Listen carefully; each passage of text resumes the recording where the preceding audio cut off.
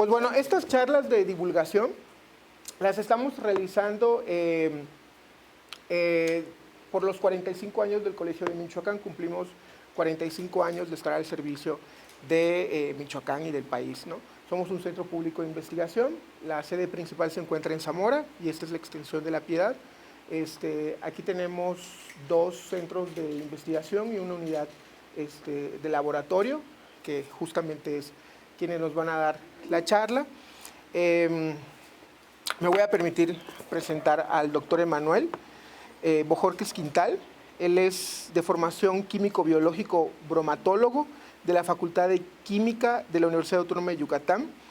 Tiene una maestría y un doctorado en Ciencias Biológicas de Plantas, con opción a Bioquímica y Biología Molecular en el Centro de Investigación Científica de Yucatán. Ha realizado estancias de investigación en el Centro Universitario de Investigaciones Biomédicas de la Universidad de Colima y de la Agencia Nacional por la Nueva Tecnología, la Energía y el Desarrollo Económico Sustentable, ENEA por sus siglas en italiano.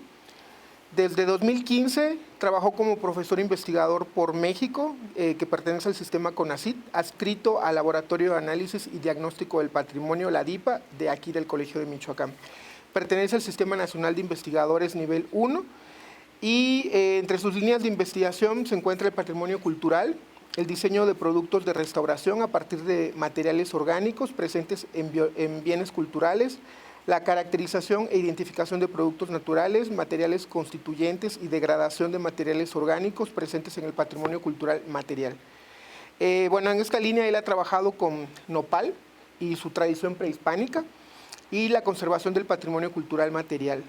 También ha realizado investigación con cristos o esculturas ligeras de caña y su material, con fibras textiles de planta, cerámica, piezas arqueológicas, mosto del mezcal y la valorización de los subproductos de la cafeticultura.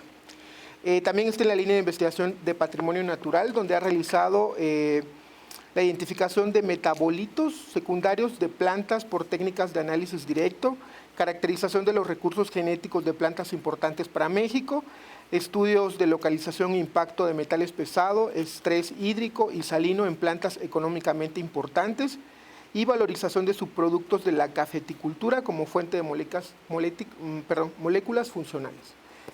Bueno, sin más, ¿tienen alguna pregunta antes de iniciar? ¿Qué es un metabolito?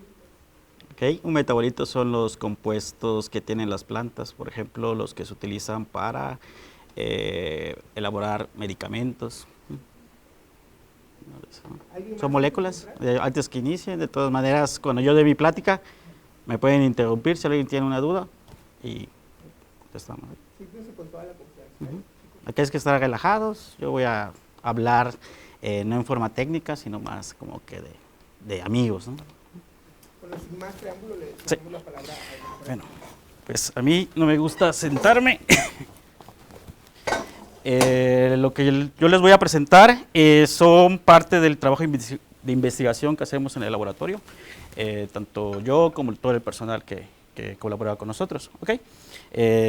Como ya le habían dicho, pues yo soy biólogo de plantas. Ya vi que ustedes pues llevan esa materia y creo que les va a ser de interés. Igual voy a solicitar tu ayuda para que cuando esté presentando te voy a pasar algunos materiales para que tú les compartas a tus compañeros. Bueno, pues el título de la charla es ¿por qué estudiamos las plantas? ¿Por qué las estudiamos acá en el laboratorio? Y hemos estudiado plantas desde las más comunes, como es el maíz, el frijol, pero también plantas primitivas como son las cícadas. ¿Okay? La siguiente, por favor. Bueno, no sé si lo conozcan, pero el Colegio de Michoacán tiene 2 sedes. Una es en Zamora, que es la principal, y pues la sede en la que estamos, que es la de La Piedad, Michoacán. ¿Okay? La siguiente, por favor. El Colegio de Michoacán es un centro de investigación social. Hay arqueología, humanidades, antropología, pero también cuenta con un laboratorio. Es muy raro porque, por ejemplo, yo soy químico y biólogo y acá mayormente son, por ejemplo, antropólogos, geógrafos, ¿no?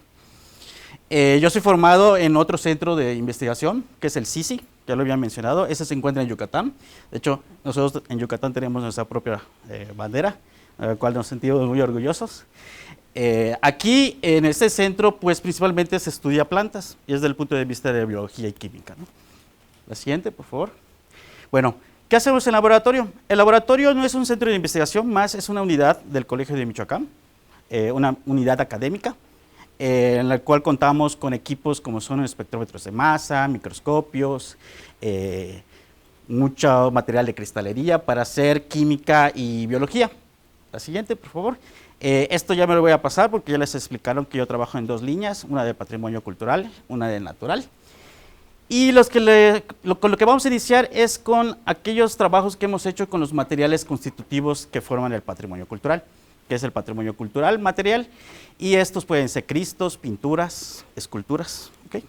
Bueno, les presentaré la escultura ligera michoacana, con el trabajo en cañas de maíz, pintura virreinal con el trabajo con un colorante que es el añil, y en el caso de la conservación de materiales, pues extractos de plantas que nos permiten conservar estos materiales, ¿no? Bueno, en el caso de la escultura ligera, pues en Michoacán hay cristos en la zona de Sinsunza, de Pátzcuaro, que están, se les llama escultura ligera michoacana. Estos son porque, bueno, son muy ligeros, los pueden transportar. De hecho, en la parte, en la época de Semana Santa, pues hay una procesión de estos cristos. ¿Okay? ¿Cuál es la característica de estos cristos? La siguiente, por favor, es que es una simbiosis de 2 culturas, la prehispánica y la española, europea, en la cual se funcionaron para realizarlo. La parte europea está vinculada a lo que es la policromía, cómo se pintaban o los materiales que utilizaban, y en la parte prehispánica, que es la que corresponde a nuestro país, pues los materiales que estos utilizaban para hacer sus antiguos dioses. Uno de ellos pues es la caña de maíz. La siguiente, por favor. Bueno, aquí pueden ver un Cristo, que es el Cristo del Perdón de Jacona, Michoacán. No sé qué les llamará la atención de que dentro del Cristo pues está formado, o más bien una de sus formas de construcción es que utilizan la caña de maíz. Esta puede ser en forma con corteza o sin corteza. En esta cabeza de un Cristo que se encuentra en Sinsunza, en el cementerio de Cristos, pues pueden, si llegan a notar, pues aquí hay ciertas cañas, bueno, hay cañas de maíz que se utilizan para la construcción. Y, por ejemplo, aquí en el laboratorio se tomaron imágenes por medio de, cuando van, por ejemplo, les hace una radiografía y pueden observar cómo se encuentra la construcción. Y estos pequeños circulitos, pues simbolizan lo que son las cañas de maíz. ¿Okay? Este es un Cristo que se encuentra en Pátzcuaro. Hay pocos artesanos los cuales continúan haciendo estos Cristos. Son Cristos, pues, son esculturas muy caras. Y, por ejemplo, aquí en esta parte que, bueno, donde está la segunda pierna, se pueden observar las cañas de maíz, ¿no? No sé si tengan idea o me estén siguiendo qué es la caña del maíz. Es prácticamente de la planta, lo que queda, o el palito o el tallo, ¿no? Okay. La siguiente, por favor. Bueno, aparte de la caña de maíz, pues, se utilizaban otros materiales para construcción de estos Cristos. Uno de ellos, pues, se empleaban hierbas silvestres, la baba de nopal, que también se llama mucílago, valva de orquídeas, y pues todos estos pues forman parte de la construcción de estos Cristos. Por ejemplo, en el museo que se encuentra en Pátzcuaro, pues pueden observar parte de todos los materiales. La siguiente, por favor. Por ejemplo, hay hierbas silvestres, la pasta de la caña molida y también la propia caña. Eso se puede presentar como si fuera solo la caña para darle la forma o estructura del Cristo. Y, por ejemplo, la pasta que estaba molida, pues se mezclaba ya con mucílago, con aceites, y es como ustedes tengan una plastilina y la vayan dándole forma al Cristo, ¿no? ¿Okay? La siguiente. Bueno, también en el jardín botánico que se encuentra en el Museo de Pátzcuaro, pues también hay algunas especies de plantas, las cuales eran empleadas como método antifúngico para la elaboración de los Cristos. Esto todavía no es de nuestro interés, pero todavía no hemos estudiado a profundidad. La siguiente, por favor. En el caso de lo que hemos realizado acá en el laboratorio, es probar métodos que eran utilizados en la elaboración de estos cristos. Uno de ellos es que las cañas, antes de elaborarlos, pues hervían. Y este hervido lo que hacía era matar microorganismos y también reducir, por ejemplo, los azúcares. ¿Por qué los azúcares? Porque son el alimento de insectos, bacterias y muchos hongos. Entonces lo que hicimos es evaluar esta metodología, la siguiente. Para ello, un estudiante de conservación del patrimonio vino aquí con nosotros y realizó su trabajo de tesis. Para ello, pues Fito, pues fuimos a Guanajuato y recolectamos cañas de maíz. La siguiente, por favor. ¿Qué es lo que hicimos? Pues lo que viene siendo la caña, esta se segmentó, se descortezó y utilizamos estas piecitas para su trabajo de tesis. Lo pueden pasar. Y lo que hicimos es un método sencillo, que era solo hervir las cañas por diferentes tiempos a 100 grados centígrados, aunque aquí en La Piedad, pues la temperatura del agua no llega a 100 grados, mayormente es a 92 grados. De hecho, les voy a hacer una pregunta, ¿por qué creen que aquí solo la temperatura del agua llega a 92? Y en otras partes, por ejemplo, no sé, en Yucatán es a 100 grados, pero eso me la van a responder al final de la plática. Bueno, se hizo ese hervido, la siguiente, por favor, y evaluamos si efectivamente pues, podrían crecer microorganismos. Aquí pueden ver unas placas de medio de cultivo en el cual están los pequeños segmentos que no tuvieron tratamiento y aquellos que estuvieron por diferentes tiempos. Como pueden ver desde el día 4, pues en aquellas que no tuvieron el tratamiento, pues crecieron los hongos, y en aquellas en las cuales tenía el tratamiento, pues estos, pues no hubo crecimiento. Sin embargo, pues se empieza a reducir el tamaño, ¿no? Entonces aquí es cuando nos ponemos a pensar de cuál sería un buen tratamiento, y a partir de los 20 minutos, pues como no hay tanto daño en estos materiales, pues es el mejor método. ¿Por qué no crecieron los hongos? Porque, como se decía, el hervido disminuye el contenido de azúcares que tiene, ¿no? Entonces, como ya no pueden utilizarlo como alimento, pues los hongos prácticamente no crecen, ¿no? Bueno, la siguiente, este trabajo, pues el estudiante lo presentó en un congreso en Italia y de hecho hasta ganó el primer lugar en este congreso. Bueno, la siguiente.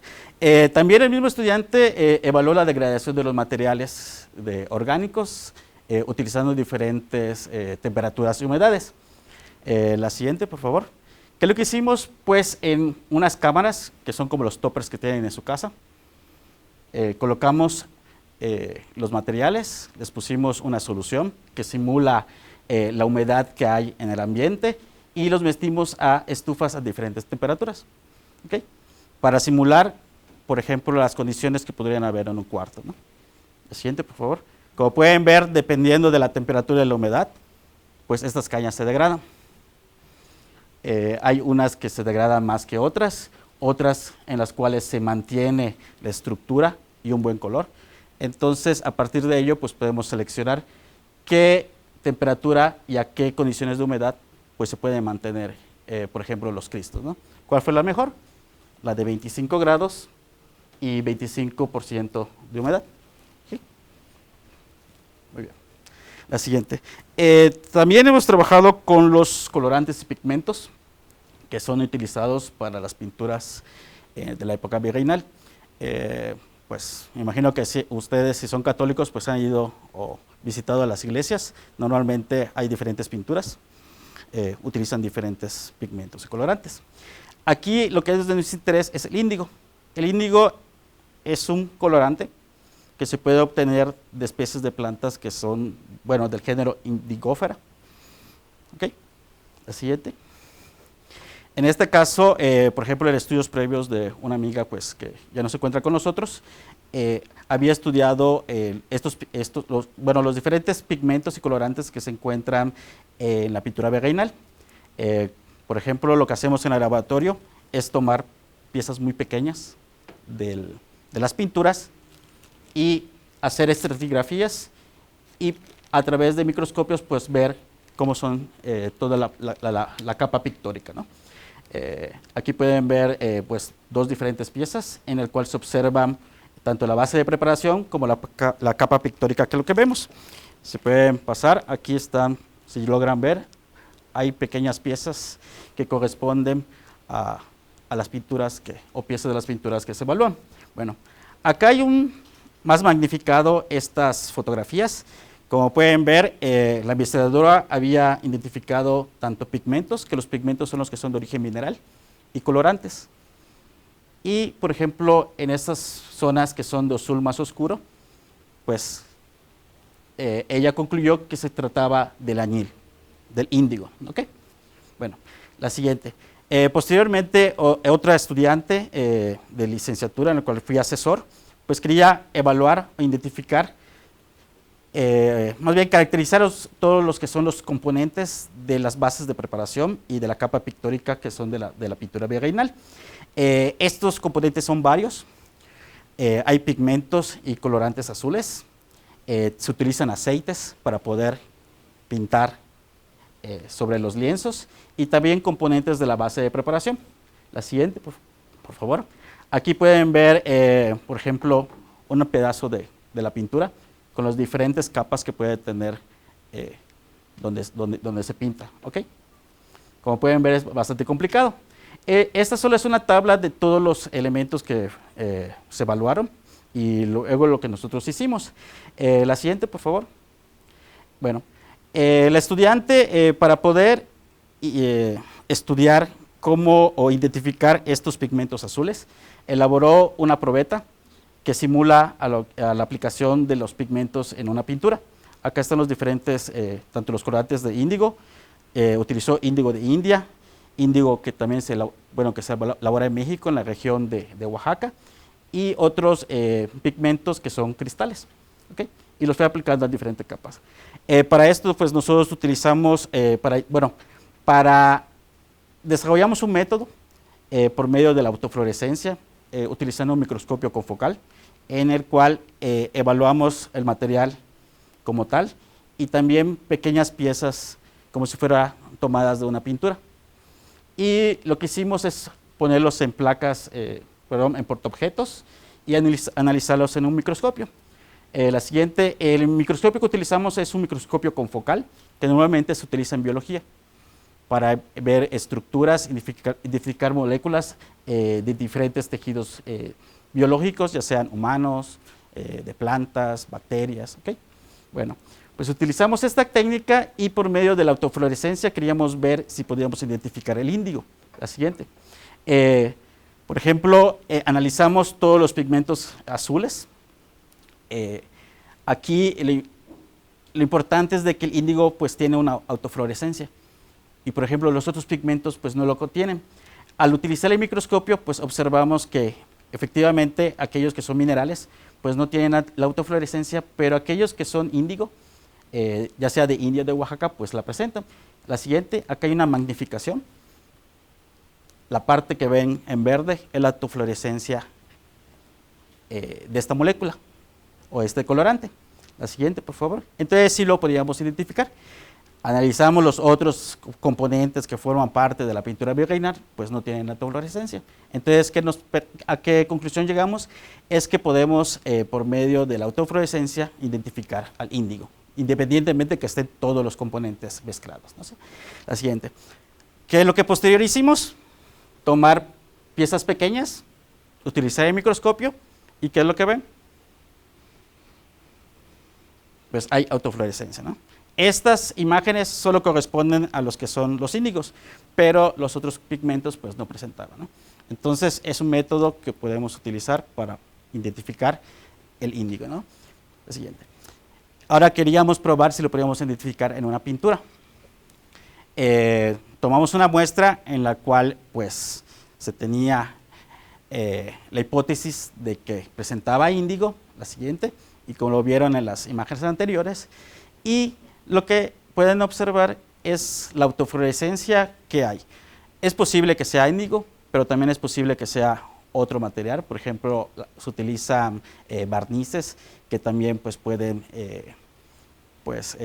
autofluorescer, pero por lo menos, por ejemplo, sí podemos observar algunas capas donde estuviera tanto el pigmento del barniz, y como funciona en la parte de biología, pues pueden observar que se puede ver cómo está la capa, el tamaño de la capa. ¿Ok? Bueno, así, no sé si tengan una pregunta hasta el momento. Algo, ¿no? Bueno. También en el laboratorio hemos trabajado con plantas que se utilizan para fibras. Una de ellas hemos caracterizado fibras que son de piña. Su nombre científico es Ananas comosus. Agave, florcloides, que es el enequén. Antes en la península de Yucatán era el oro verde, por eso habían grandes haciendas. Se utilizaba para hacer diferentes pues, materiales a base de estos textiles. Y analizamos una nueva que es Bromelia penguin. No sé si alguna vez han comido el fruto. En mi estado se llama piñuela, aquí que se llama timbiriche. Normalmente los vendían afuera de las primarias porque es algo como muy acidito, lo comes con chile. Y esta planta pues es muy parecida a las piñas, de hecho son primas. ¿Okay? Y queríamos ver si se podían obtener fibras, al igual que estas piñas. Para eso desarrollamos métodos para poder evaluarlas. Ese es un método que utilizamos en conjunto con el CICI para evaluar e identificar las fibras que se encuentran tanto en la hoja como tal, y también caracterizar las fibras que ya podemos nosotros, pues que te venden o están, que se utilizan para elaborar diferentes textiles. Ese es un microtomo. Lo que hace es que, por ejemplo, tenemos muestras, le agregamos un líquido, se congela, y a partir de que se congela, pues se hacen cortes. Se obtienen cortes muy delgados y luego nos podemos observar en el microscopio. Se llama criostato, pero también es un microtomo. Hace cortes muy delgaditos. Cuando uno va al hospital y que le van a hacer una biopsia, es el mismo equipo que utilizan. Cuando te toman un pedazo de tus tejidos, pues lo mismo utilizan para hacer ese tipo de cortes y ya evaluar por medio de los especialistas, pues si tienes alguna enfermedad. Bueno, la siguiente. Aquí son los resultados que obtuvimos. Como pueden ver, es la localización de las fibras, pero en la hoja. Lo que ven de color azulito son cómo se encuentran las fibras dentro de una hoja. De hecho, cuando ustedes tocan una hoja, por ejemplo, de acá que ya hay muchos de los agaves, pues ven que está dura. Dentro de ella, pues son todas las fibras que están. Ellas les dan soporte. Tienen diferente color porque como tienen diferente composición, utilizamos colorantes que nos permiten identificarlas. De hecho, algunas tienen forma de Pac-Man. Estas son las de piña. Algunas son muy redonditas. Como pueden ver, hay como ciertos circulitos. ¿Qué creen que sean los circulitos? O cada uno de todo lo que ven aquí. Nos lo ven en biología. De qué están hechos las plantas, los animales. Una bacteria que es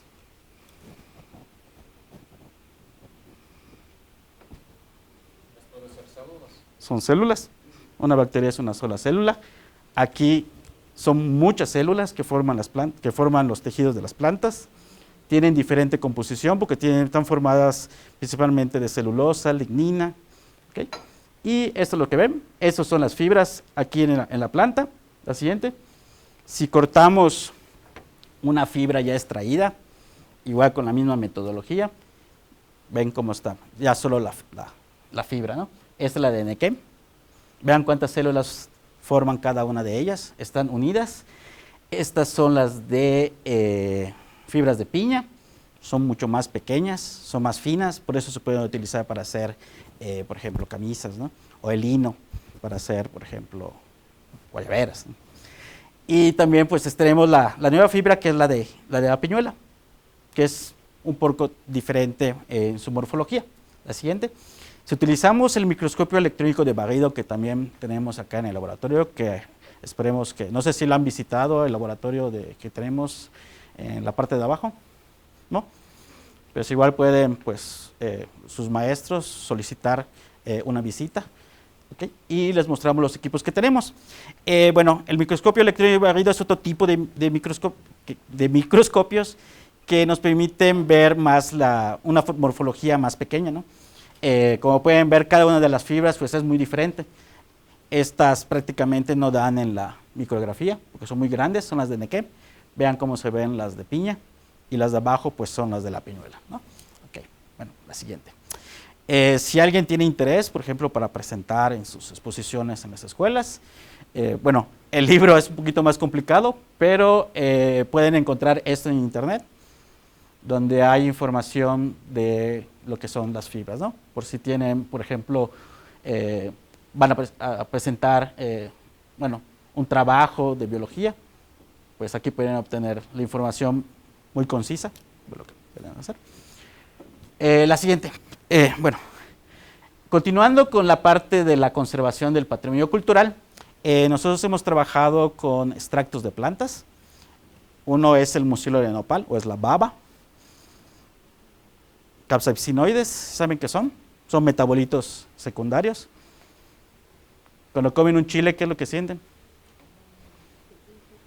Que pica, ¿no? Entonces lo que le da el picor, pues son los capsaicinoides. Nosotros utilizamos estos extractos de los chilitos, y también últimamente hemos estado trabajando con el café, ¿okay? Prácticamente con el pergamino.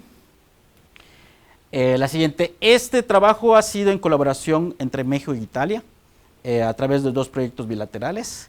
Ya hay resultados de ellos, los pueden encontrar en este libro o en forma en línea.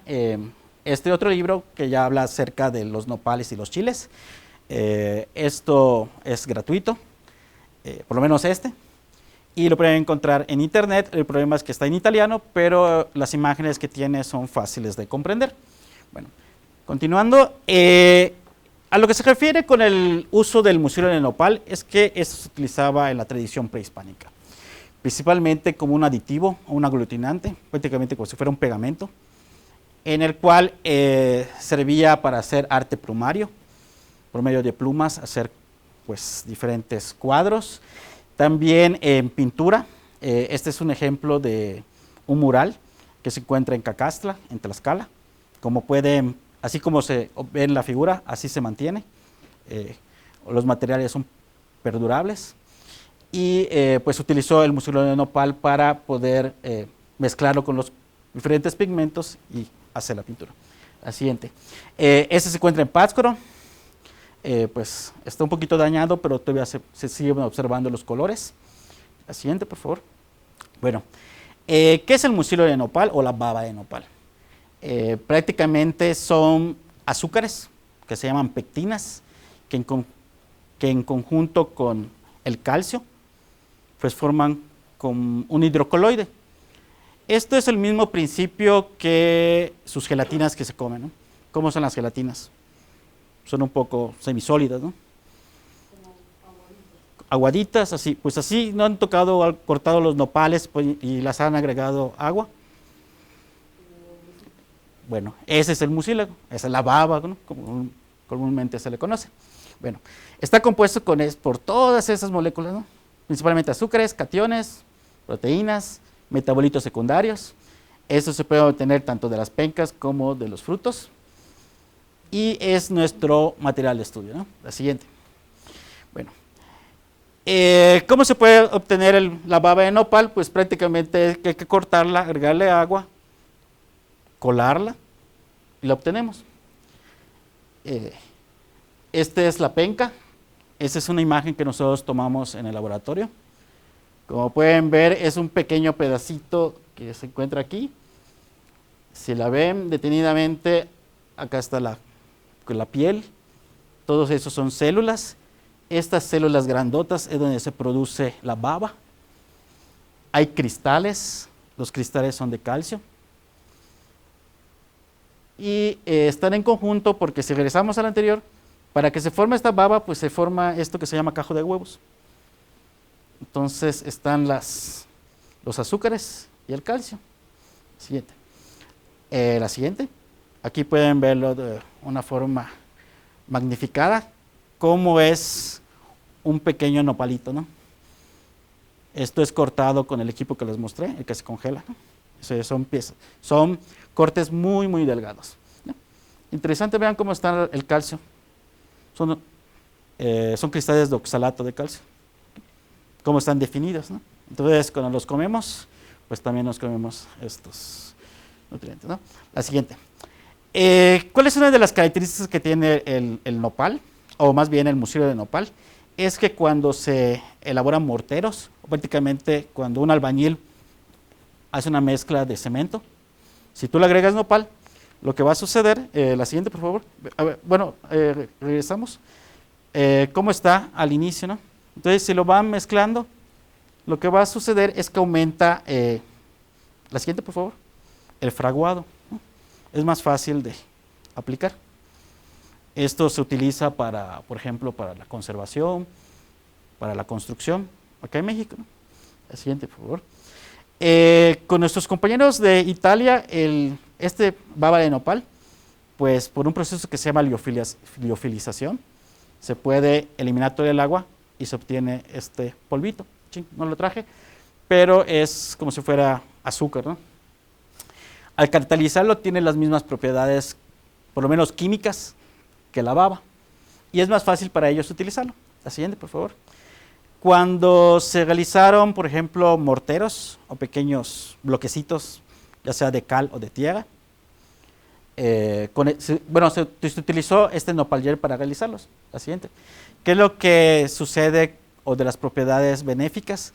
Es que si se aplican, por ejemplo, métodos mecánicos para tratar de romperlo, aquel que tiene baba de nopal es más resistente, es más duro, es más difícil de romper, es más duradero, ¿no? Claro, no es que le pongas, no sé, 1 litro de baba de nopal, tiene que tener cierta cantidad, ¿no? Porque si nos pasamos, ¿qué es lo que pasa? Pasa lo contrario, ¿no? Okay. La siguiente. ¿Qué otra característica tiene el mucílago de nopal? Y esto es tanto por los azúcares como por los metabolitos secundarios, ¿no? ¿Qué es lo que ven en la imagen?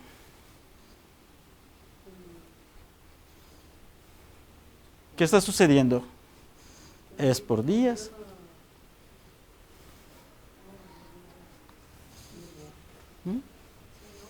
Acá se hizo un experimento, ¿no?, para probar las propiedades bioreceptivas o contra el crecimiento de diferentes microorganismos en los morteritos. Siempre que hay que utilizar agua. ¿Por qué agua? Porque es nuestro control, no tiene nada, ¿okay? Solo es agua.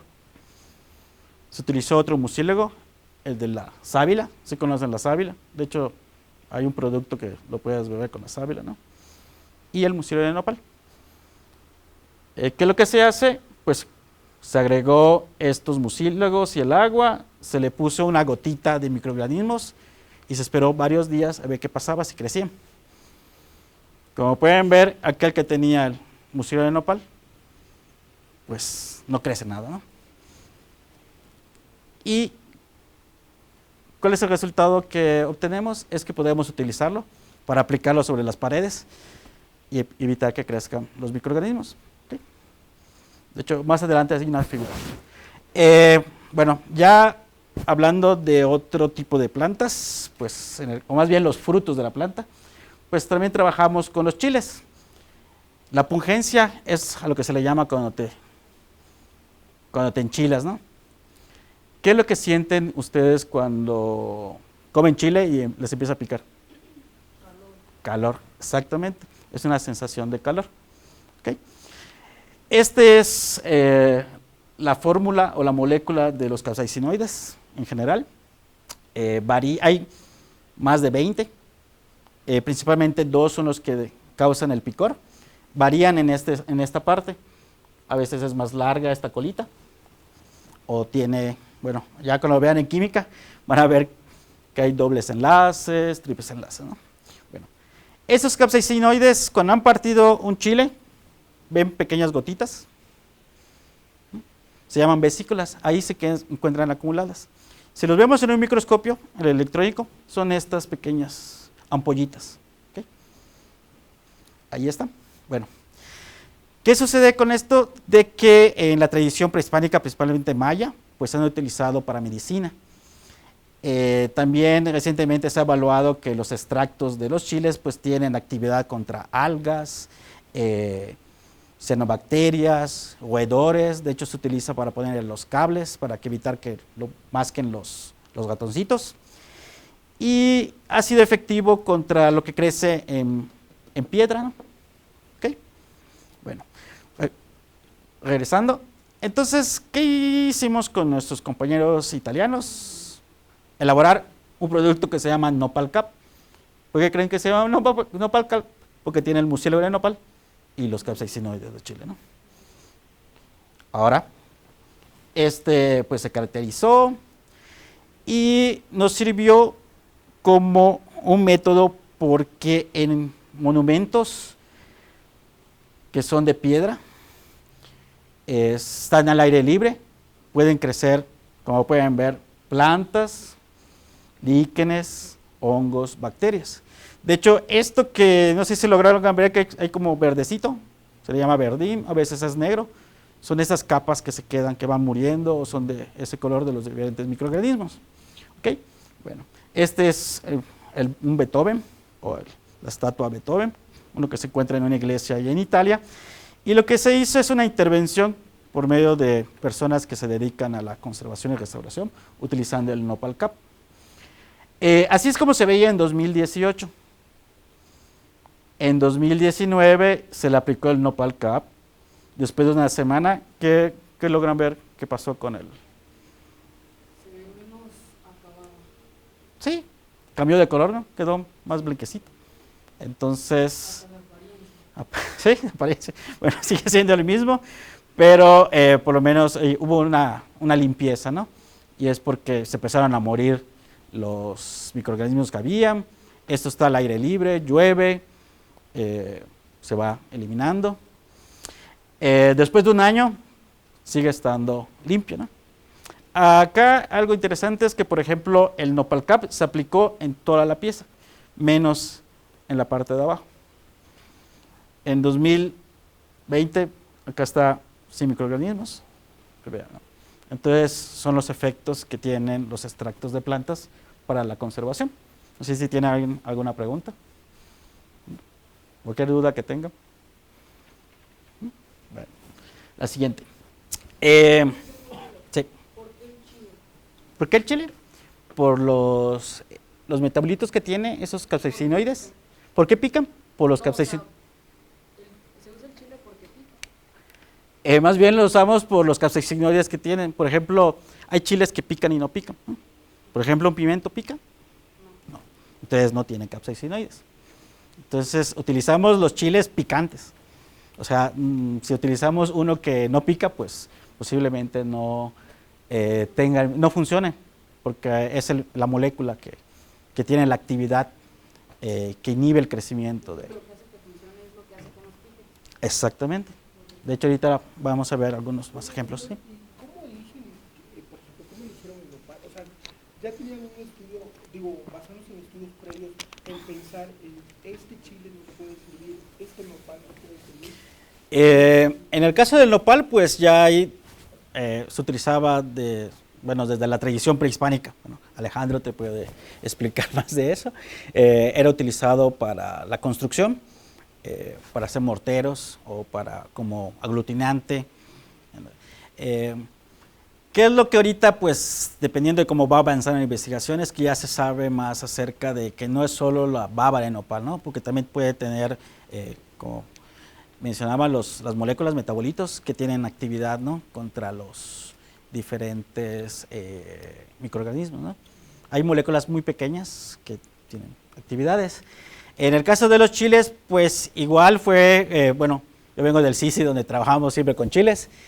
Siempre ha habido la aplicación contra hongos o análisis si tienen ciertas actividades, los capsaicinoides, ¿no? Y eso pues lo que conjuntó para que podamos hacer un proyecto en el cual pues utilizar extractos de México o utilizados para la conservación de los materiales. Yo tengo una pregunta. Sí. Entonces, entre más picoso O sea, si por ejemplo tenemos un chile habanero Ujú. y tenemos un chile serrano, ¿el habanero hace que dure más o que sea más efectivo la mezcla? Podría ser ambas porque lo que pasa es que pican más un chile que otro. Una es porque tiene más capsaicinoides, ¿no? No es lo mismo que, por ejemplo, imagina que ustedes tres sean 3 moléculas de capsaicinoides, ¿no? Y el chile pica. Pero imagina que otro chile tenga, no sé, 10 moléculas. Entonces, va a picar más porque tiene más capsaicinoides, ¿no?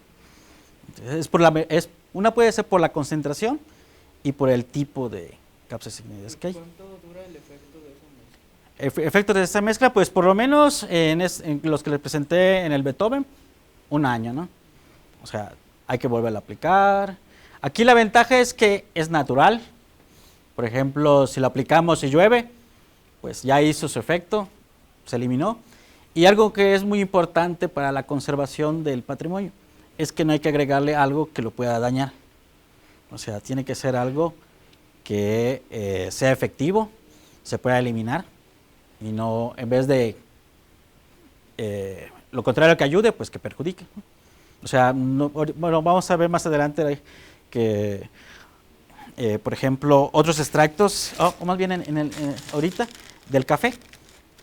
Normalmente, ¿cómo es el café que consumimos? ¿De qué color es? Café, ¿no? Entonces, si se lo aplicamos a algo, por ejemplo, una escultura que es blanca, ¿cómo quedaría? ¿No?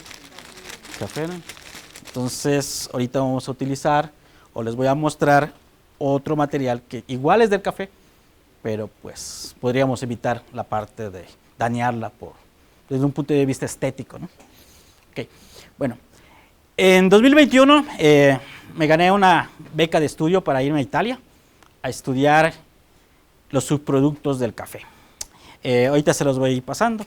En específico les voy a hablar acerca del café pergamino para conservar el patrimonio cultural. Lo mismo que con los nopales. El siguiente. Bueno, este estudio se basó en el pergamino de café, se los voy a ir pasando. Ese es el café pergamino. Este es solo el pergamino. Es una cascarita. Y con él pues hicimos extractos acuosos. Y nuestra idea era de que debido a las moléculas que tiene, ahorita les voy a explicar a qué se basó ese razonamiento, si podríamos utilizarlo para inhibir este hongo, que es el que crece sobre las paredes de iglesias, por ejemplo, monumentos históricos, algunos arqueológicos, ¿okay? O por ejemplo, sobre la pared de sus casas, ¿no? La siguiente, por favor. Bueno, ¿qué es el pergamino y dónde se encuentra? Pues si no conocen el café, prácticamente ese es el fruto, es una bayita. Esta es toda la estructura. Aquí dentro de la bayita, esta es la cáscara con la pulpa, no pueden pasar, es seca. Se encuentra el café pergamino, igual tiene mucílago. Este es el café pergamino. Dentro de esta cascarita se encuentra la semilla del café. También tiene una pequeña película que se llama Silver Skin. Okay. La siguiente. Bueno, este pergamino forma parte de todos los subproductos que se generan en la cafeticultura. De hecho, el consumo de café genera mucha basura, muchos desechos. Para poder tener 1 kilo de café, que es el que nosotros consumimos para nuestras cafeteras, se necesitan 5 kilogramos de la cereza. Entonces tenemos 4 kilogramos que son puros desechos. ¿Y qué hay que hacer con ello? Pues buscarles una utilidad. Ahorita ya hay diferentes investigaciones donde utilizan la cáscara para hacer pulpas, mermeladas, tés, bebidas y así con diferentes productos. Y a nosotros pues nos interesa el pergamino, ¿no? Por ejemplo, estuvimos trabajando con la Sierra de Songolica en Veracruz. Ellos utilizan pues estos desechos, principalmente la cascarita. Como pueden ver que es como un fruto rojo, se pueden hacer tés, ¿no? Y utilizan parte de ello para hacer tés, ¿no? Otro para fertilizar. La siguiente. Bueno, acá son unas imágenes que cuál es la utilidad que ellos hacen con esos subproductos. Una es secarla, utilizarla como té. como fertilizante porque tiene diferentes minerales. Y algo que a mí me llamó la atención es de que el pergamino, la cascarita esta, la utilizaban para colocárselos, por ejemplo, en una matita, para evitar que crezcan hierbitas alrededor. Y esto, pues, es tanto un impedimento mecánico, pero también tiene moléculas, ¿no?, que pueden tener actividad herbicida que crezcan otras plantas. ¿Ok? Y eso fue la razón de por qué utilizarlo para a lo mejor evitar que crezcan hongos. Siguiente. ¿Qué es lo que hicimos? Hicimos el extracto de pergamino con agua, temperatura. Esto lo aplicamos en pequeños probetitas de diferentes rocas. Allá tienen una de arenisca. Pero eso, como lo hicimos en Italia, pues utilizamos mármol o las piedras que se utilizan ahí. ¿Y qué es lo que se hizo? Pues aplicarlo con un pincel, luego agregarle una gotita que tiene esporas de este hongo para ver si crecía. La siguiente, por favor. Y como pueden ver, nuestro testigo siempre va a ser agua, y este es el extracto de pergamino. Prácticamente lo que están viendo es que pues no crece tanto, o como se puede ver aquí en ese testigo. Si tomamos una imagen con un estereoscopio, pues en esta piedra que era de travertino y una de arenisca, pues sí hay honguitos, pero no hay tantos, ¿no? Y en comparación con la, por favor, la siguiente. No, es más para allá. Sí. Aquí pueden ver cómo están los hongos, ¿no? Entonces también tiene propiedades antifúngicas que evitan el crecimiento. Ahora, antes de pasar a la siguiente, ¿qué creen que sea lo que está inhibiendo el crecimiento? ¿Qué tiene el café? Porque cuando tomas el café te mantienes despierto. Exactamente, tiene cafeína. Siguiente. Si nosotros analizamos químicamente, pues el principal compuesto es la cafeína. También tiene otros compuestos que son ácidos clorogénicos. Esos tienen actividades antioxidantes, puede ser también pues que inhiban el crecimiento de estos hongos. Y probablemente es por eso. ¿Por qué creen que no podría utilizar la taza de café así como tal, como lo está bebiendo el doctor Humberto? ¿Qué hablamos hace un rato? La mancharíamos con el color, ¿no? Entonces, estos productos también contienen cafeína, pues no serían tan severos si lo aplicamos por ejemplo, a un monumento histórico, ¿no? Okay.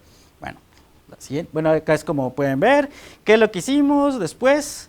Pues si tenemos las bondades de la siguiente, por favor, del nopal, pues vamos a mezclarlo con, pues agarrar la solución del café o del pergamino y extraer el mucílago de nopal con ello.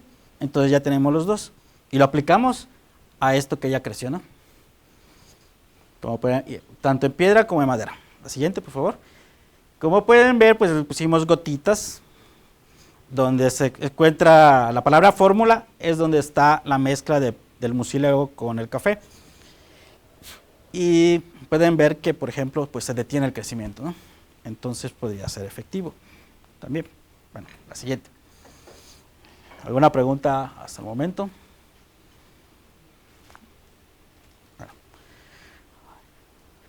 Ahora vamos a continuar con acerca de biomarcadores. Los biomarcadores, ¿cómo te llamas? ¿Tú cómo te llamas? Sí. Tú preguntaste por ¿qué es un metabolito? No. Ajá, ¿cómo te llamas? Perdón. Bueno, Cris. Bueno, en biomarcadores nos referimos a moléculas, ¿no?, que nos pueden dar una idea de que se utilizó algún alimento, alguna planta en la antigüedad, desde un punto de vista arqueológico. Y lo que les voy a presentar ahorita es un aminoácido que se llama Bueno, abreviado BMAA, que es de cícadas. Y algunos compuestos bioactivos que también son metabolitos de los agaves. Esta es una cícada. No la pueden ir pasando. ¿Qué es lo interesante de las cícadas? Son plantas más antiguas que los dinosaurios. ¿Okay? Ellas vivieron antes que los dinosaurios. Los dinosaurios ya no se encuentran aquí y todavía siguen existiendo. ¿Okay? Y como podrán ver la figurita, su apariencia sigue siendo la misma, nunca cambió. Son muy exitosas. ¿Cuánto creen que puedan vivir una planta de cícadas? No. 50. No, estás disminuyendo. Estoy muy abajo o muy arriba. Muy abajo. ¿Estabas bien en 100 más para arriba? Nah, pueden vivir hasta 1000 años. ¿Okay? Tienen un crecimiento muy lento. ¿Okay? ¿Y esta cuántos años tiene? Esa, desde que la traje, como pueden ver, hay la hojita que está marchita. Así estaba. De hecho, yo pensé que se iba a morir. Ya tiene por lo menos 5 años. Tardó 3 años en que salga su segunda hoja. ¿Okay?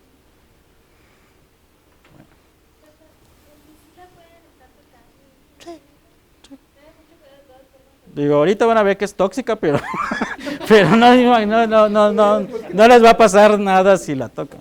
O ya no la van a tocar. Bueno. ¿Qué característica tiene? Es que pueden vivir en ambientes extremos, ¿no?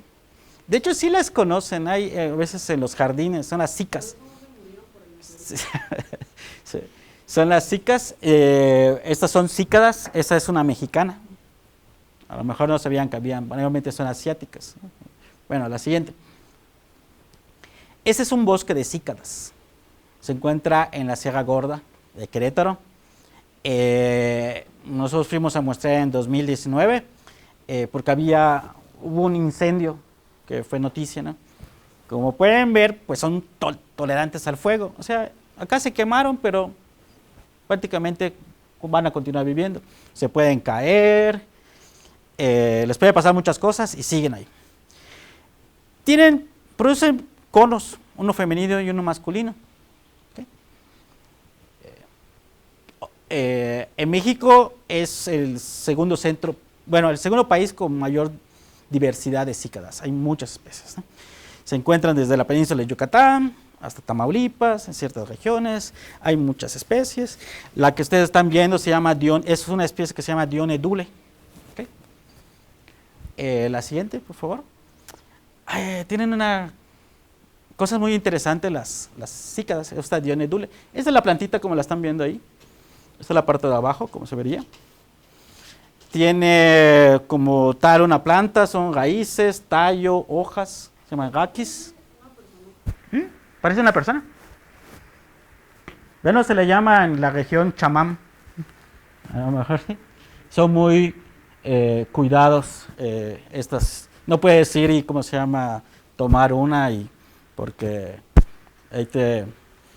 son muy brava la gente por tratar de cuidarlas, porque son muy saqueadas, son muy bonitas, ¿no? Estuvieron junto a los dinosaurios. Bueno, en esta parte tiene unas raíces que son propias de ellas, que se llaman raíces coraloides. ¿Por qué coraloides? Pues se asemejan a un coral. No sé si han visto alguna vez un coral o en la tele o vivo. En estas raíces, si hiciéramos un corte, tienen un halo aquí verdecito. ¿Qué creen que vive ahí? Un poquito más pequeño, mucho más pequeño. No, más pequeño. ¿Qué mencionaste? Células. ¿Y qué les dije? Un ejemplo de una célula que solo es una. Bacterias. Entonces acá hay cianobacterias. Crecen aquí. En simbiosis. Ahora lo interesante es que esas cianobacterias, la siguiente, producen un aminoácido que no es proteico, no forma parte de proteínas, que se llama beta-N-metilamino L-alanina, mejor BMAA. ¿Qué es ese aminoácido? Es que es un neurotóxico, es una toxina. Entonces, si ya tocaron la posícala, pues está ya toda la toxina. Bueno, lo interesante desde el punto de vista médico es que de este aminoácido es muy pequeñito, pesa 118. Y pues se encuentra aquí, aquí se ve un poquito más. Esas son las cianobacterias, están aquí. Hay muchas, no solo, hay varias especies. Bueno, estas se producen por la cianobacteria en estas raíces, pero se acumulan en toda la planta, en los tallos, en las hojas, en los frutos. De hecho, se acumulan en los animales que comen a los frutos. Por ejemplo, acá hay una soga voladora, o un murciélago de los más grandes, ¿no? Que son de la región de Asia y Australia. Y estas zorritas, pues como son fuente de carne, pues se la come la gente, ¿no? Entonces se va acumulando, acumulando, acumulando. Y había una teoría, una hipótesis, o se relacionaba a que en una isla de Asia había mucha gente que tenía problemas de esclerosis amiotrófica, le llamaban como cuerpos líticos, que les quedaban las manos tiesas, ¿no? Por la esclerosis. Y era asociada a que se comían, bueno, se le conoce a la gente de Chamorro, comían a las hojas voladoras. Estas hojas se comían a los frutitos de la cícada, y los frutitos pues tienen acumulado el compuesto que producen las cianobacterias. Entonces, como es una acumulación, boom, boom, boom, boom, va aumentando la concentración. Bien. Bueno, ¿qué es lo interesante de nuestro país y de todo Centroamérica? Es de que pues comemos cosas raras, ¿no? Entonces, los frutos de esta cícada se pueden elaborar harinas y se puede elaborar pan, gorditas, como las de maíz. Y aquí, pues, eso es de una publicación donde se encuentran los sitios. Si te lo comes no te mueres. ¿Ah? Si te lo comes no te mueres. Ah, no sé, yo no lo he comido, pero ahorita vamos a continuar. Voy a explicar. Bueno, la siguiente. La planta se llama chamán. Igual hay una teoría de etnobiólogos de que, bueno, es conocido como el maíz de los pobres. Cuando escaseaba el maíz, pues lo utilizaban como fuente de alimentos, principalmente de carbohidratos, ¿no? Es una semilla. Ah, acá. Pueden pasar. Okay. Bueno, se asemeja un poco al... Bueno, hay semillas de maíz y aquí son las del cono, ¿no? Entonces, lo que hacen es elaborar en esta zona, esa es la sierra de Sierra Gorda, hacen gorditas con ella, o tortillas, ¿no? Bueno, la siguiente. Pero, al igual que el maíz, ¿qué le hacen al maíz para que sea más nutritivo? Le echan agua y hacen así. Sí, pero bueno, a ese proceso se llama nixtamalización.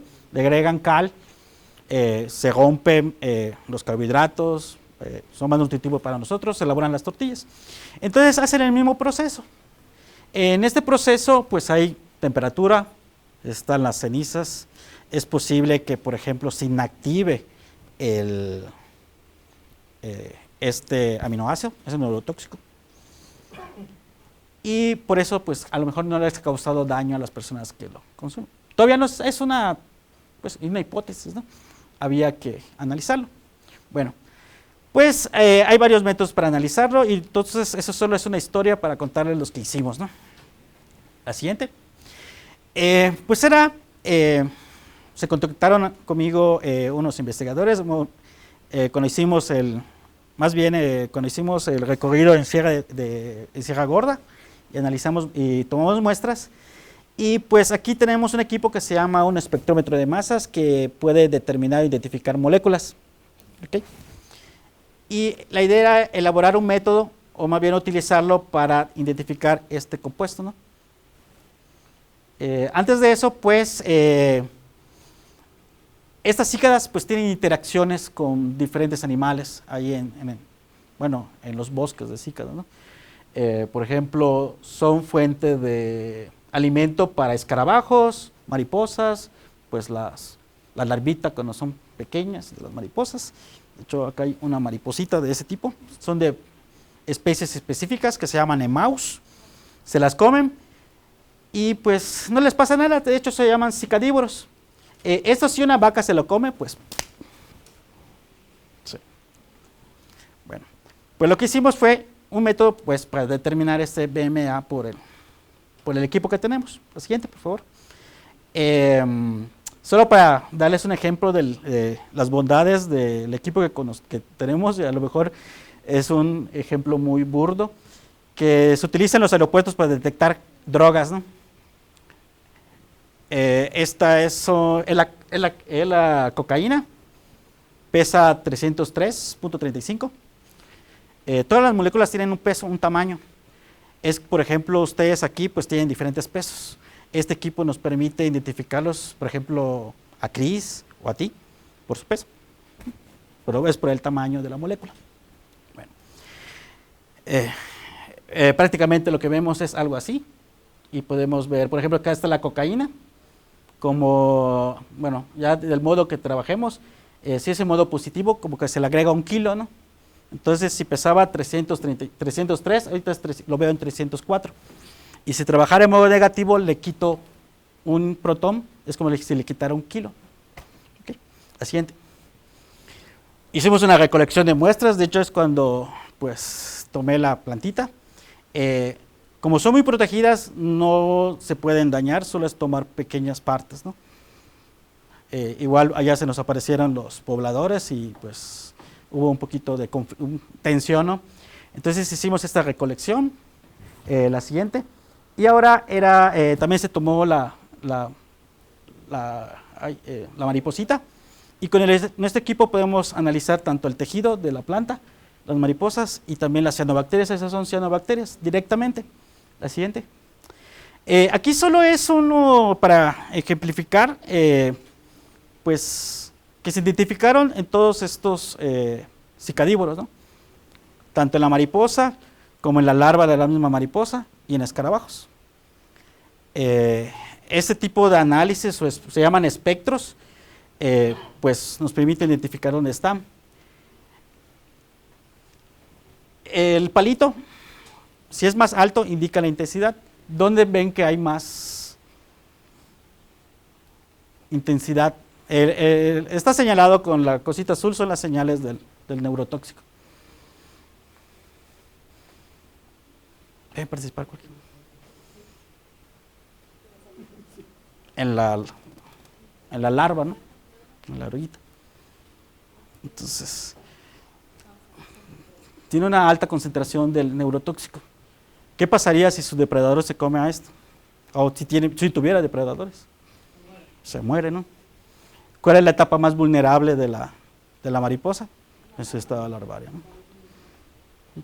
Entonces, aquí lo que hicimos en una que ya estaba muerta, pues lo que hice es cortarle y extraer lo que tenía en su estómago. Y prácticamente tiene altas concentraciones, ¿no? También la mariposa en diferentes, ya sea en la parte del cuerpo, en las alas, tiene la presencia del neurotóxico. ¿Okay?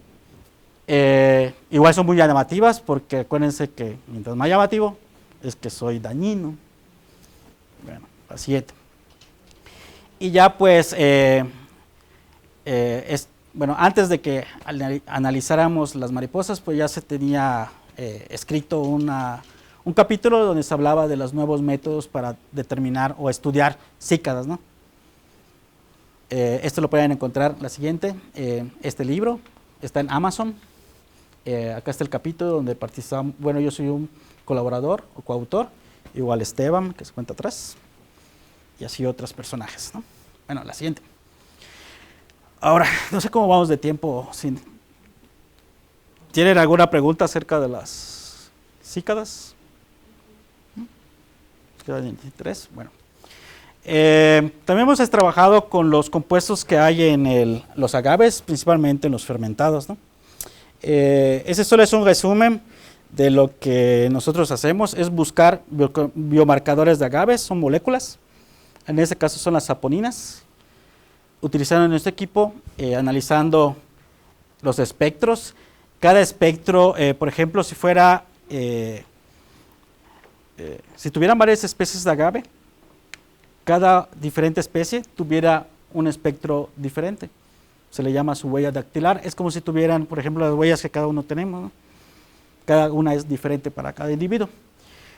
Y a partir de ello, pues nosotros queríamos evaluar si estaba la presencia de agaves en piezas arqueológicas, ¿no?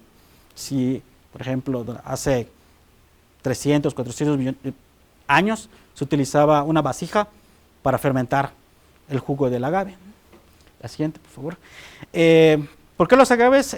Pues eran, actualmente tienen muchos usos.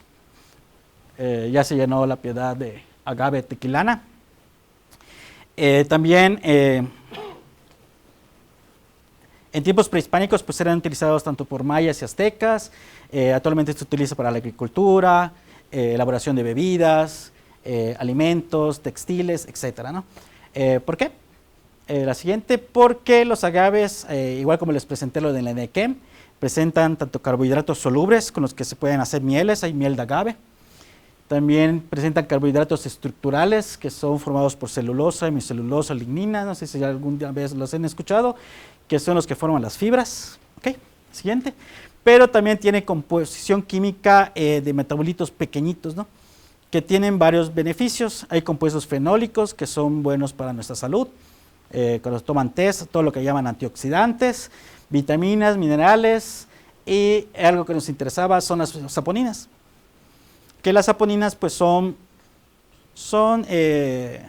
por ejemplo, como nuestras hormonas que tenemos. Ok, bueno, esa es la estructura. La siguiente, por favor. Bueno, pues los agaves pues son utilizados para elaborar bebidas. Perdón. ¿Sí? No, no es pregunta, pero es como una observación. Uh-huh. Entonces, si el agave es bueno para nosotros, o sea, ¿qué nos aporta? ¿Cómo que no soporta? Bueno, regresando. La siguiente, los usos. Tiene diferentes usos. Porque yo solo he visto agave en alcohol. ¿En alcohol? Bueno, hay varios tipos de alcohol. Hay bebidas fermentadas, por ejemplo el pulque. ¿No han escuchado que tiene beneficios por los compuestos bioactivos que tienen? Pues Yo he visto señores que en lugar de miel, de que, ay, ponle miel de agave. bueno, pues también se utiliza, es una utilidad que tienen los agaves. Hay aguamieles, la miel de agave. ¿Es más sano o no? Depende con todo con moderación. Lo que pasa es que tiene, ¿te acuerdas lo que me preguntaste de los metabolitos? Tienen muchas moléculas. Hay moléculas que son benéficas para la salud, o sea, no los necesitas, pero puede mejorar tu salud. Bueno, porque seas una persona más sana. Si las consumes, pues puede mejorar. Igual si no las consumes, no pasa nada, ¿no? Sí. ¿Ok? Bueno, pues otros beneficios de alimentación. Aparte, no solo porque consumas el agave, ¿qué puedes consumir que crece en el agave? ¿Nunca han comido chinicuiles? Son gusanos. Cuando estén más grandes van a probar, ¿cómo se llama? El mezcal con sal de gusano. Iguales. He visto de que botellas con alacrán adentro. Bueno, no sé si se comen los alacranes, pero de los agaves, pero sí varias cosas. También puede ser materiales para la agricultura, por ejemplo, ¿qué es lo único que se utiliza de los agaves? Es la piña, ¿no? Las pencas que vas a hacer. Sí, la piña. Pues se pueden elaborar, no sé, ropa, se están elaborando creo que zapatos, se pueden utilizar para la agricultura. Si lo compostas, pues es para fertilizar. ¿Okay? Y así hay varios, como planta ornamental que tú tengas en tu casa. Bueno, vamos a adelantarnos. Bueno, regresar. Bueno, como tú dijiste que solo has visto que se utilizan para hacer tequila, ¿no? Pues sí, se utilizan para hacer bebidas destiladas, ¿no? Pero también fermentadas, como una es el pulque. Entre las bebidas que se utilizan para, vamos bien, los agaves se utilizan para elaborar tequila, mezcal, bacanora, raicilla, sotol. Para cada una es diferente especie, ¿no? Tienen diferente composición. Como pueden ver, aquí en este mapita son las diferentes especies de agave, ¿no? Que se utilizan. Aquí aparecen solo los que se utilizan para bebidas, porque por ejemplo en Yucatán está agave floicroides, que es para hacer textiles. También está el agave cisalana, que una vez se utilizó para hacer sisal, pero no tuvo tanto éxito, ¿no? Y bueno, pues en México pues ya se utilizan varias bebidas fermentadas, más bien se producen desde el punto de vista tradicional. Cerca de 68 especies de agaves se utilizan para hacer mezcal y pulque. También hay otros tipos de bebidas fermentadas y normalmente esas bebidas fermentadas pues son de la tradición, ¿sí? Que son de ciertos pueblos originarios, utilizaban cerámicas, no sé, recetas propias de ellos, ¿no? Bueno, y también se utiliza para microorganismos, ¿no? Que pueden tener diferentes tipos de agaves. Así como vieron que en la matita hay las cianobacterias, pues los agaves también en sus raíces tienen microorganismos, igual en la piña, que es lo que ayuda a fermentar. Por eso cada una tiene diferentes microorganismos. Por eso hay diferentes tipos de productos, ¿no? Bueno, en cuanto a los de los agaves, pues nos involucramos en un proyecto arqueológico que se le llaman biomoléculas antiguas.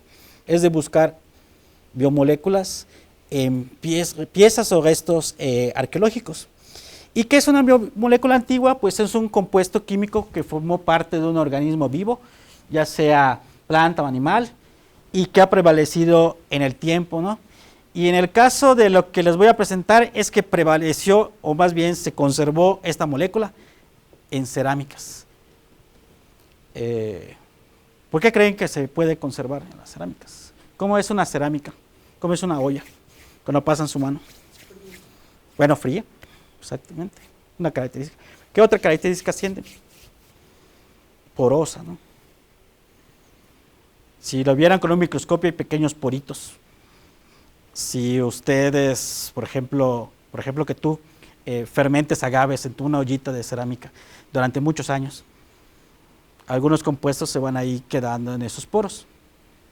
Y luego, conforme pasa el tiempo, por ejemplo, no sé, 100, 200 años, la dejaste, no sé, afuera de tu casa, esta se mantuvo enterrada, se conservó, ¿no? Muchos años.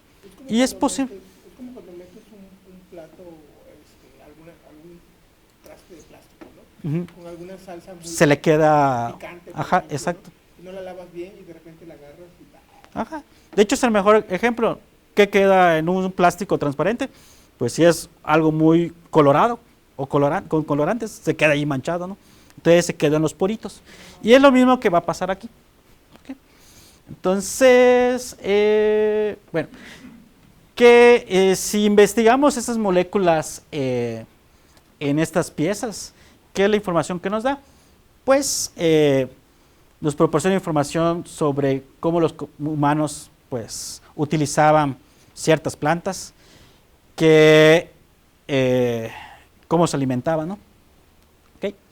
Y, por ejemplo, la búsqueda de estas moléculas ahora, desde el punto de vista o más bien la búsqueda de moléculas antiguas, es por todo la tecnología que se ha ido desarrollando, ¿no? Actualmente, y hay equipos más sensibles a analizarlos. La siguiente, por favor. Bueno, en este caso se trabajó con un estudiante de maestría, que de hecho su proyecto era buscar biomoléculas antiguas, y para eso las piezas donde íbamos a analizarlas, era una pieza arqueológica de Cacaxtla, de un sitio arqueológico, y piezas que son unas ollas que se llaman capachas, donde pues hay una teoría acerca de los mezcales del occidente y la destilación prehispánica, si antes de que llegaran los españoles se hacía la destilación. Entonces estas son como nuestro control positivo. Se le agregó el fermentado de agave para ver si, bueno, primero para, ¿cómo se llama?, destilar, pero también pues ya están ahí las moléculas, ¿no? Y ver si las podríamos identificar. La siguiente. Bueno, para esto, ¿qué se hizo o qué hizo este estudiante? Raspar el fondo de la cerámica, porque ahí en el polvito podrían estar presentes restos o moléculas que están asociadas a agaves. Y las otras, pues las puso a condiciones de intemperismo, de envejecimiento, a temperaturas altas, por lo menos 6 días, y esto es, al final, simula que ha pasado, por ejemplo, 2000 años, ¿no? Porque la pieza arqueológica es de hace aproximadamente de hace 2000 años. ¿Okay? Espero que me vayan siguiendo. La siguiente, por favor. Bueno, ese es el envejecimiento térmico que hizo. Este estudiante lo que nos hizo es que contactarnos y nos envió el extracto que había hecho. Al inicio, pues, analizamos el extracto que nos envió de cada una de sus vasijas y, por ejemplo, siempre hay que tener un testigo, la vasija arqueológica, una no envejecida y una envejecida. Lo que les tengo señalado aquí son cosas que están presentes en el extracto porque es la metodología que ellos utilizan, ¿no? Utilizan, por ejemplo, un solvente, ¿no? Que le hayan agregado etanol o que le hayan agregado un ácido, ¿no? Y lo que observamos es que habían estas señales que eran propias de la vasija y de las otras cerámicas. Okay. Bueno, eso es lo primero que teníamos. Entonces yo les sugerí, pues había que analizar el fermentado del agave, ¿no? O el jugo fermentado del agave. Y ese es el espectro que vemos, es lo que nos da el equipo. Ahora, por la formación, hay que saber interpretarlo. Al inicio les puedo decir, por favor, perdón, que aquí hay azúcares y fenoles, esto, y aquí hay saponinas, 431. Ese es el espectro o la huellita de este jugo fermentado de mezcal. La siguiente. Luego hay que analizar segmento por segmento y buscando qué es lo que tiene. Y al final lo que nos interesó fueron las saponinas. Esta en específico, la ecogenina, que pesa 430, y la camogenina, que es 444. La siguiente, por favor. Luego, al compararlo con los primeros análisis que habíamos hecho de la vasija y de las diferentes vasijas y el jugo fermentado, que es más actual, pues coincide, ¿no? Y eso nos da una idea de, por ejemplo, de que en la pieza esa arqueológica, pues era una olla que posiblemente, no estamos 100% seguros, pues servía para hacer fermentados de agave, ¿no? Para cocer el agave. Y ya pues esa es una publicación de otros investigadores, donde igual utilizando las mismas, pues habían identificado las mismas moléculas. Ya, no sé cómo vayamos de tiempo, porque igual esto lo puedo pasar más rápido. Digo, esta es la biología aplicada al patrimonio cultural, a la arqueología. Pero hay otro tipo de biología. ¿Se le pasa rápido? Pues yo soy bioquímico. todo lo que hacemos, por ejemplo, tiene mucho que ver. La bioquímica es la química de la parte biológica. O sea, esto lo vas a ver en los metabolitos secundarios, enzimas. Uh-huh. Uh-huh. A ver, la siguiente. Mira, también hacemos esto.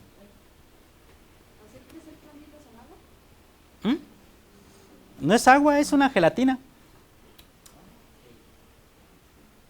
Aquí en el laboratorio. De hecho, ahorita están en prepa, pero a lo mejor cuando estén en licenciatura podrían venir a hacer un trabajo parecido a esto. Entonces, ese es el cultivo in vitro de plantas. Esto es café. Estos son chiles, plantitas de chile. La siguiente. Por ejemplo, no sé si conocen a Laura Hernández Cervantes. Ella vino a trabajar con toxicidad y acumulación de metales en plantas de chile y utilizaba estas plaquitas y crecían los chiles. Luego evaluábamos, por ejemplo, acá el plomo, donde se acumula. Por ejemplo, acá en esta, que es como una gelatina, le agregamos metales tóxicos y a ver si le afectan a la planta. Acá son las raíces de chiles, pero con diferentes elementos que son tóxicos: plomo, aluminio, cobre, níquel. ¿Cuál creen que sea más tóxico? Plomo. ¿No? Por lo menos para el Chile, ¿no? O sea, sí pasó que se redujo esta parte, ¿no? El aluminio, pues, no, El solo cobre, que entonces. aquí, el cobre, de hecho sí el cobre. Sí pasan ciertas cosas, ¿no?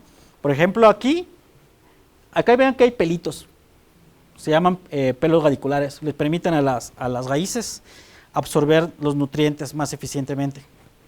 No es solo la raíz, tiene, pues como tengamos nuestros vellitos, igual lo tiene. Igual lo tiene en nuestro estómago. O, por ejemplo, hay vellosidades y al igual, si hacemos una comparación, es lo mismo que pasa en las plantas. Ya. La siguiente. Y también hacemos cultivo en hidroponía. Estas son plantas de cebada. Son diferentes especies. Las probamos con toxicidad con plomo. ¿Por qué? Porque pues, en la región pues, se cultiva trigo y cebada, ¿no? Y pues el río Lerma pues, muy limpio no está. Entonces es una... ¿Qué es lo que hacemos? Que, por ejemplo, entre las variedades pueden haber algunas variedades de cebada que son tolerantes al plomo. ¿Y qué pasa? Algunas que, por ejemplo, analizamos si absorben el plomo, que algunas pues lo pueden mantener en las raíces y no lo pasan a la parte aérea, entonces no llegaría a las semillas. Creo que ya lo último. Solo es una imagen de de la mariposita esta, es las alitas, así se verían, sus plumitas. Eso que parecen algas. Parecen como escamas, ¿no? Pero en la de arriba parecen ¿Aquí? como en donde se escondían en la Como las anémonas, pues sí. A ver, la siguiente es una imagen más. Ya de lo último es la siguiente. Por ejemplo, también hemos trabajado no directamente en sintetizarlos, pero sí colaborando con grupos o con un investigador para comprobar que lo que él sintetiza a partir de una molécula que es extraída del noni, que tiene propiedades anticancerígenas, pues le incrementa la actividad anticancerígena y nosotros lo que hacemos es comprobar si esta molécula sí tiene el mismo tamaño. Bien. La siguiente, ya. Y para finalizar, pues son todas las instituciones con las que colaboramos, no solo es el Colegio de Michoacán, muchas de ellas son de biología. Si quieres estudiar bioquímica, puedes irte al CICI, al Sinvestap, Irapuato, CNRG, así hay varias. Y pues aquí estamos con todos los estudiantes. Si alguien conoce a ellos, pues son de acá de La Piedad. A lo mejor pueden ser su hermano. Aquí hay unos chicos que estuvieron hace poco. Como pueden ver, están como que buscando oro, ¿no? Pero no, están buscando microplásticos. Okay. Y ahí final. Si tienen otra preguntita.